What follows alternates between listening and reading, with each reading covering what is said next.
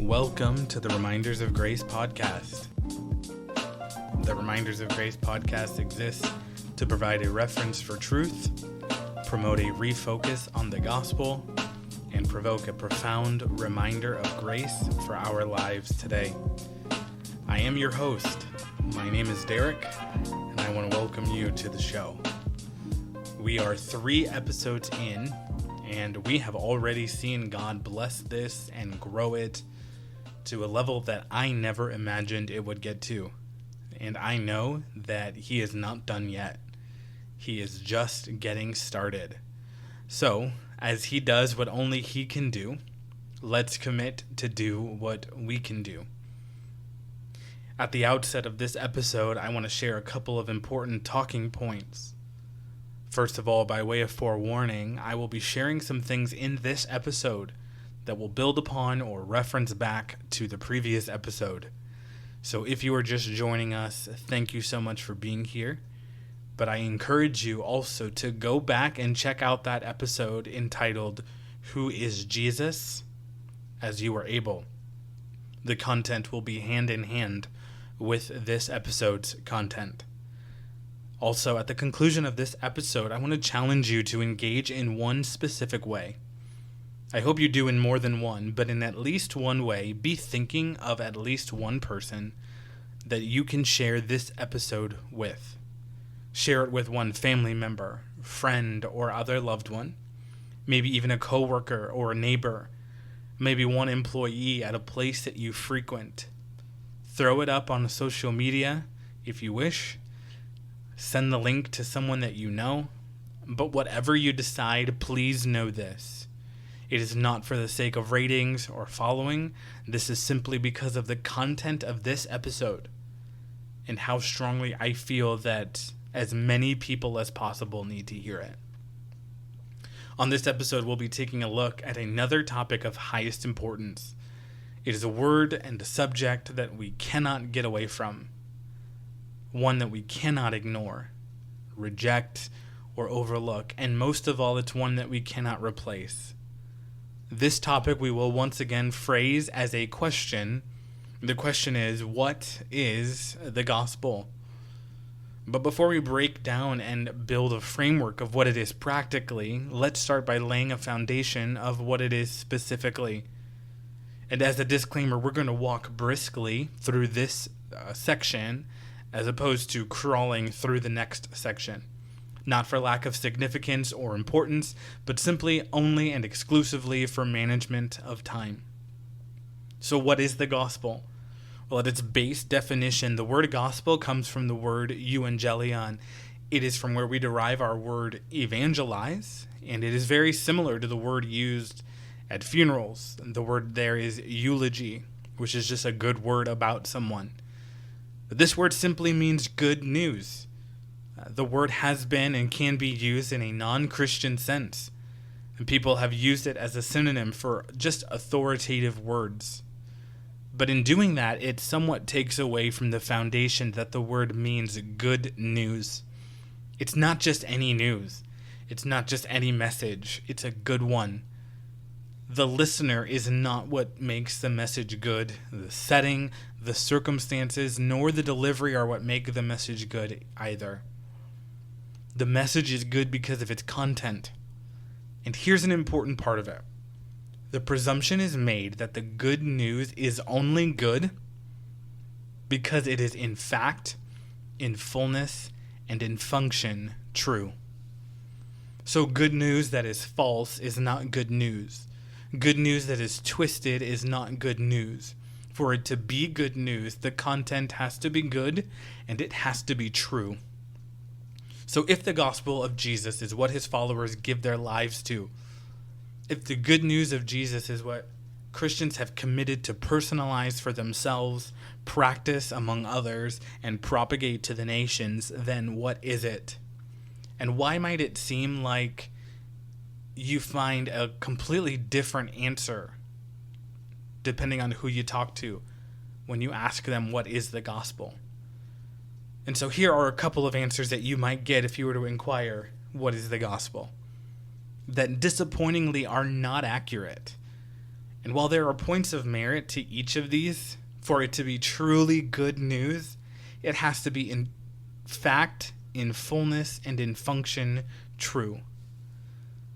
The gospel, the good news of Jesus, someone might tell you, is that if you just try hard enough to be a good person, which is just not factual, the gospel, the good news of Jesus, is that God loves you and has a wonderful plan for your life, but that's just not a full explanation.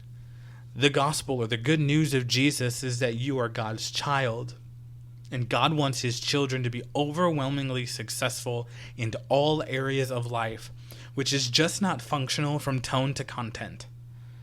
It's not something that God ever promised. And so we keep coming back to this question: what is the gospel? What is the good news of Jesus? And we're going to move through 4 progressively interconnected statements that collectively make up the good news of Jesus, the gospel. You and I, we are accountable to a holy God. One of the biggest lies that philosophies and societies all over the world have adopted, adapted, and assimilated to is the notion that you, as an individual, will answer to no one. Live your life, do what makes you happy, walk in your truth, and if we're not careful, we can interpret that to mean whatever we want it to mean. Even things that were never intended for us. You and I are not autonomous, meaning we are not self-existing, self-sustaining, self-accountable. We mentioned this last episode. God created everything. Scriptures tell us that all things were made by him, and without him nothing was created that is created. He created all things, and for his pleasure they exist, and they were created. Because he has created us, he has every authority and every privilege to hold us accountable. It says that even though God was known, he wasn't honored as God or thanked for being God. And I would say that that statement rings true today just as much as it did thousands of years ago when those words were written. Do you ever hear someone use the phrase, this person, and then they would insert that person's name, would be rolling over in their grave if they could see what was going on? Well, in its context, it's used in a way that points back to a creator, a founder, or a pioneer of something. And it implies that if they were present in the moment to see how things are going now, that they would not stand for it, and they could not accept it. Well, the inherent presumption is that because they created this entity, because they founded this organization, because they pioneered this process, they would have the final authority to hold everyone accountable for how it's going. But on a much grander scale, I would say God is that way. Jesus himself said that one day he will call, and every single one of us, living or dead, young, aged, or decayed, without reservation, hesitation, or exception, will stand before him as the worthy King of the ages and be held accountable to him. And he demands that we worship him. But why does he get to do that? Because he is a holy God. Because he made us. Because he owns us. And there's a phrase that all too often flies in our face. Because we are dependent on him. So we are accountable to him. And starting to understand what the gospel is, what the good news of Jesus is, demands that we acknowledge God, our need for him, our dependence on him, and our accountability to him. You and I, we have offended this holy God. And this is a paramount reality that we cannot lose sight of. This is a crucial part of the good news of Jesus. What have we done to offend this holy God that created us and holds us accountable? You and I have both offended him in multiple ways. And now when we say offended, we don't exclusively mean that we've hurt his feelings as we would picture offense between humans. It's much more than that. Because we've insulted his character. The way he is described is holy. He is perfect. He is pure. And we have not lived that way. We have opposed his rule to make him the sole object of the worship that he deserves and demands, and we have failed him in that way. We have rejected his commands. Obedience and submission are tantamount to 4-letter words to us, and we have failed him in that way. Every single one of us stand guilty. None of us are exempt. None of us are right apart from him. All of us have sinned. And maybe you're listening to this and that's a word that you've heard that you may not fully understand, and that's more than okay. The word means to simply miss the mark. And so in target shooting, there are multiple rings that progressively get smaller and smaller the closer they get to the center. The goal is to hit that center mark, that bullseye, every single time. But we have in so many ways viewed our lives the way we would view a day at the target range. We hit a couple dead center. We hit a couple on the outer rims. We missed a few altogether. But overall, at the end of the day, we did pretty good. But when the goal is that bullseye, it doesn't matter if we miss by a millimeter or a mile. At the end of the day, we missed the mark at least once. But with God, who is that perfect dead center, the goal is not for us to walk away feeling good about how close we got, or to walk away comparing ourselves to our friends, saying, well, I'm certainly not as bad of a shot as... Scriptures tell us that the things that the law says, it says to those that live under it, that every mouth will be silenced, and that all the world will be held accountable or will become guilty before God. Every mouth, all the world. Those are extreme superlatives to show that he is just not messing around. This is not my indictment of you. Please hear me. This is not me as a host of the Reminders of Grace podcast indicting you. This is not intended for you to turn into an indictment of your neighbor or that coworker or supervisor that you don't particularly love. This is God's indictment of every single person in the world. And it's the same across the board, over all peoples, for all times. You and I are not just accountable to him. Apart from him, we are hopelessly, helplessly, worthlessly, endlessly guilty before him. So here's a question for you to sit with for just a moment.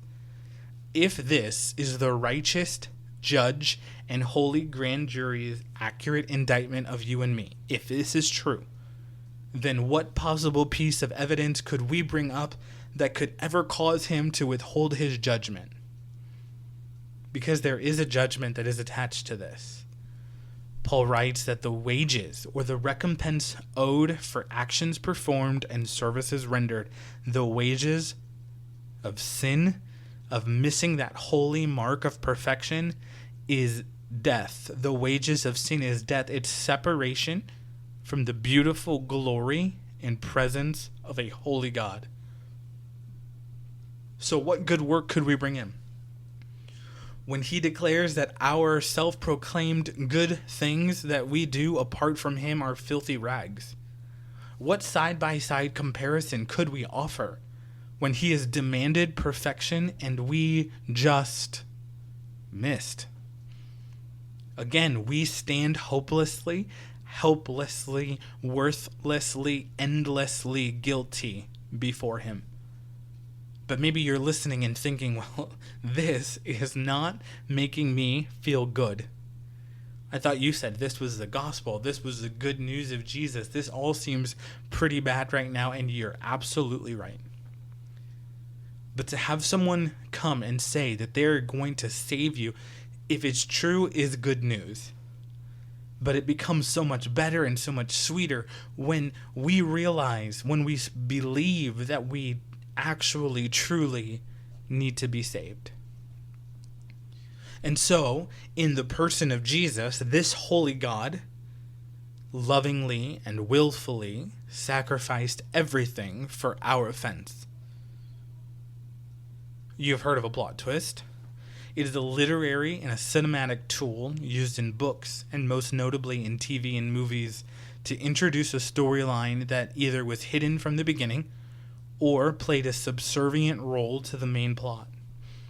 But what sets it apart is that this new storyline is a drastic change for the characters in the story or the movie. One that comes to mind is what I believe to be the movie of the year from the year 2006. The movie is The Prestige. It starred Christian Bale, it was a Dark Knight, and Hugh Jackman, who played Wolverine in The Greatest Showman. But being a purist, I refuse to give away any spoilers, but the plot twist, which technically doesn't get revealed until the end, in that movie resides as the most memorable in this moment. It's a lengthy watch, but it's a solid movie in my opinion. Add over. That's what this is about. The only difference is this storyline is the main storyline, and the plot twist, and the climax, and the struggle, and the acclaim, and the awards. Because we messed up. And we messed up real bad. And then God says, but. And it's a term used as an exception. It changes everything for us. He reminds us that there's this storyline that's been in play from before the foundation of the universe, and everything in your life seems center stage. But in reality, you have just been a part of this plan from your beginning. And so at the close of the Old Testament, there's 400 years of silence, meaning that God doesn't speak to his people, no one hears a word from him or sees a vision of him, and from that silence, the Father says to the Son, now. And Jesus comes in humble and lowly fleshly beginnings. Again, because Jesus is God, his existence did not start as a baby boy in Bethlehem. So this is his fleshly beginning. This is him embodying the fullness, essence, deity, and glory of God. He's born of a virgin, so he has no sin nature passed down from his father, because his father is God, that holy God.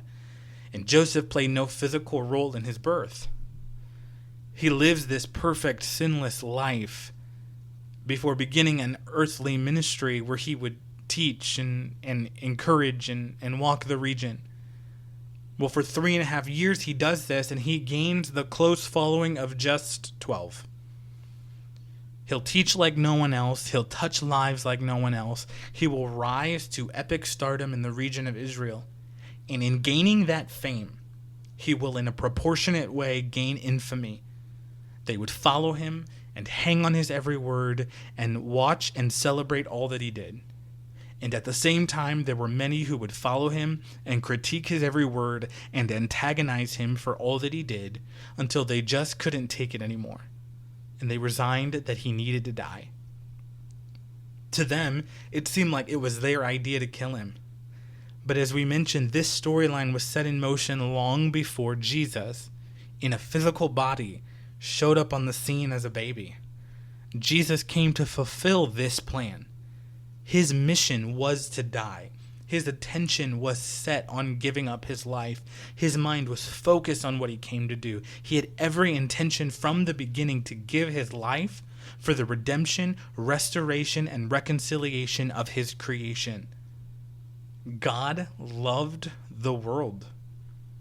Specifically, humankind in the created order. He loved the world so much that he gave his one and only self-existent Son, Jesus, to adorn flesh and to die a death.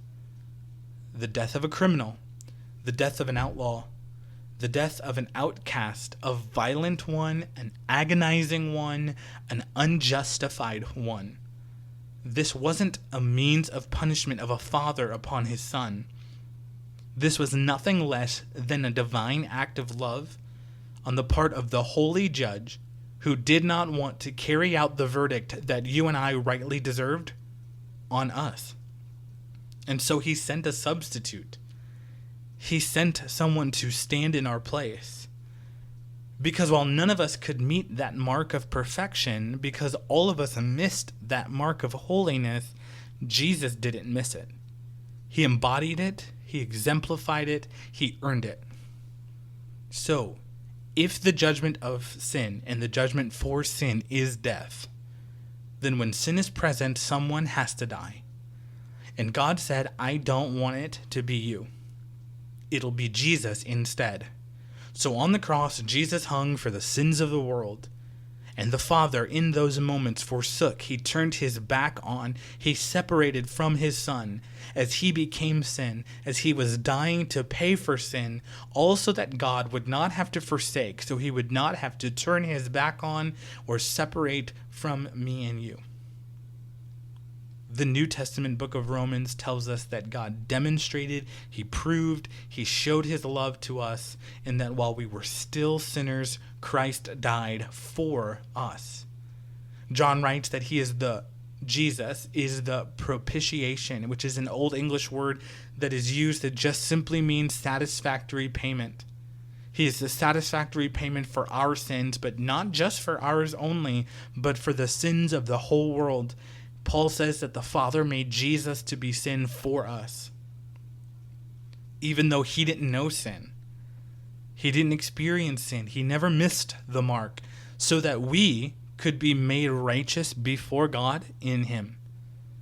So the reality is that Jesus came and he died for our sin so that we could stand before the judge just as if we had no sin. There's not enough good we could do. There's not enough resources we could give away. There's not enough time we could spend in an alleged purgatory of our own making to equate to having no sin. So Jesus said, I'll do it. One time for all time. One person for all peoples. One act. Finished, complete, paid in full. The gospel, the good news of Jesus, is that, well, it's good news about Jesus. It's just that Jesus came to bring us hope, life, newness, salvation, and pardon. It's not good because we are good. It's not good because we did enough good. It is good because he is good. And lastly, because of Jesus, an offer of a living, personal relationship with him and a pardon from his rightful judgment is extended to you.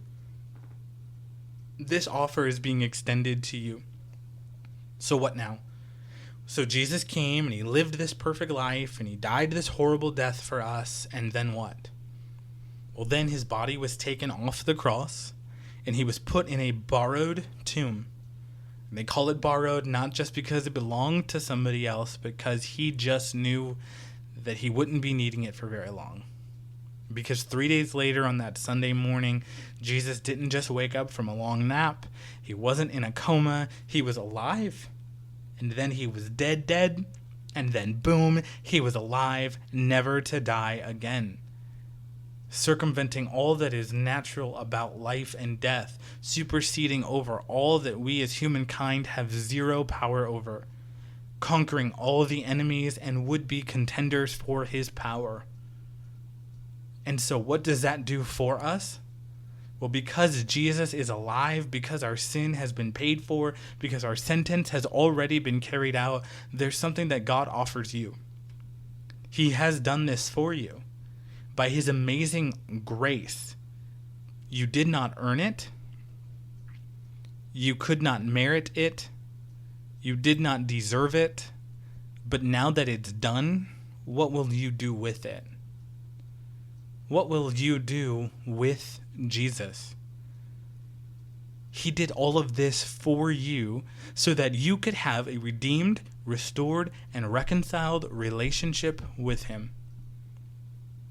And while this relationship requires or requests no work on your part, it does need your acceptance. It does need your faith. Because you and I stand in condemnation. We stand guilty. We stand under the judgment of a holy God. But when our story intersects with the cross, when our lives come face to face with the gospel, when we meet the good news of Jesus, as my prayer is that you have, as you've listened to this episode, we then have a choice to make. To either stay under condemnation, to stay guilty, to stay under judgment, to stay thinking that enough can be done on this end to balance it out on the next, only to end life on this earth and spend an eternity paying for something that was already taken care of. Or to accept by faith what Jesus has done, to accept the offer of life, to accept healing, accept that redemption, the newness, relationship, and hope. Turning from sin, hating it, wanting nothing to do with it, and placing our faith and our trust in Jesus, and only Jesus. Not Jesus plus a good life, not Jesus plus generosity, not Jesus plus going to church, Jesus plus nothing, just Jesus. This is the gospel. This is the good news of Jesus. And I hope this episode has provoked you, encouraged you, and or been a reminder of his grace to you. And I want to hear from you. Maybe you've been a follower of Jesus for a time. And, well, I got to be honest, I would love to hear your story about how you came to know him and follow him. Maybe you're listening to this because someone shared this episode with you and, well, maybe you've been seeking. Maybe you've questioned, or maybe you've just been super skeptical. Please know that whoever shared this with you loves and cares for you enough to do so. So let me know what you're thinking. Let me know how this episode has set with you. But either way, let's talk. Thank you so much for listening today. If you enjoyed today's episode, tell me about it. You can connect with me at remindersofgracepodcast@gmail.com. That's reminders with an S of gracepodcast@gmail.com. Also, please do me a favor and be sure to leave a review and click on that subscribe or follow button wherever you engage with the podcast to be certain that you never miss an episode. And as you head into your week, as you navigate through your journey, as you face whatever you face, or as you seek to live on mission, be reminded of his grace and to know that no matter what, it is always, every single time, greater